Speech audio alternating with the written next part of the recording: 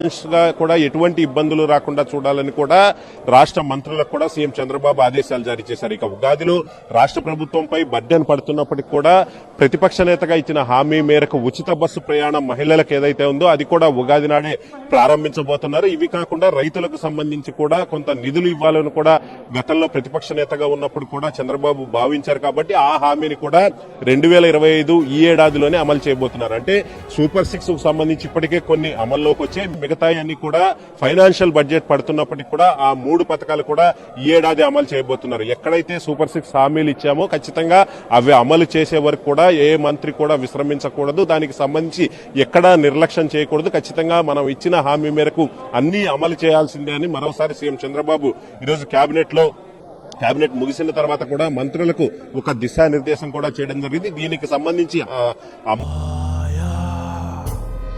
आया कीटाणु बाहर से आया, सबको डराया जब फ्लोर पे आया कीटाणु बाहर से आया। 99.9% जर्म्स और रखें आपका घर साफ और सुरक्षित।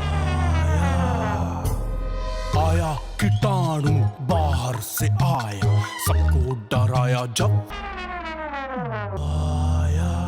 మాకు వందనం కానివచ్చు, అలాగే రైతు భరోసా కదా యాక్చువల్ గా అది అన్నదాత సుఖీభవకు సంబంధించి కానివచ్చు, మిగతాది ఏదైతే ఉచిత బస్సు మహిళలకు ప్రయాణం ఉందో దీనికి సంబంధించి కూడా కసరత్తు వేగవంతం చేయాలని కూడా మంత్రులకు సీఎం చంద్రబాబు ఆదేశాలు జారీ చేసిన నేపథ్యంలో ఫైనాన్స్ కు సంబంధించి మంత్రి పయ్యావుల కేశవ్ వీటికి సంబంధించి ఎంత రాష్ట్ర ప్రభుత్వంపై బడ్జెట్ ఎక్కువ అవుతుంది ఏంటి అనేది కూడా ఆ శాఖ నుంచి పయ్యావుల కేశవ్ కూడా సిద్ధం చేయడానికి సిద్దమవుతున్నట్టు తెలుస్తుంది. ఒకవైపు ఈ సూపర్ 6 సంబంధించి కానివచ్చు, రేపు ఈ నెల 28న విశాఖలో మోడీ పర్యటించబోతున్నారు. దానికి సంబంధించి మోడీ కూడా విశాఖలో కొన్ని శంకుస్థాపనలు చేయబోతున్న నేపథ్యంలో ఆ రోజు చంద్రబాబు, మోడీ, పవన్ కళ్యాణ్ ముగ్గురు కలిసి రోడ్ షో చేయాలి విశాఖలో అని కూడా ఒక నిర్ణయం తీసుకోవడం జరిగింది. కేబినెట్ సమావేశం అనంతరం వీటన్నింటిపై కూడా చర్చించడం జరిగింది.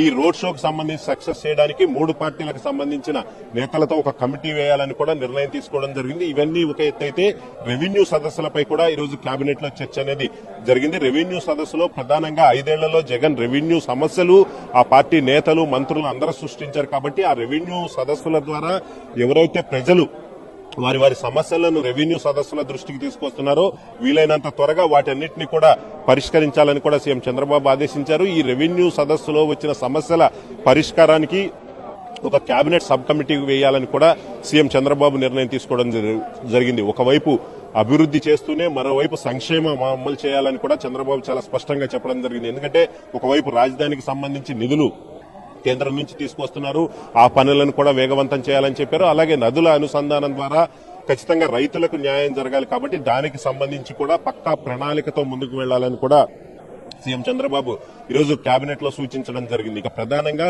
అటు డిప్యూటీ సీఎం పవన్ కళ్యాణ్ కూడా ఈ ఏదైతే గత ప్రభుత్వం కాంట్రాక్టర్లకు డబ్బులు ఇవ్వకుండా పెండింగ్ ఉంచిందో అవన్నీ కూడా డిప్యూటీ సీఎం పవన్ కళ్యాణ్ కూడా ఈ రోజు కేబినెట్ లో ఆరా తీయడం జరిగింది.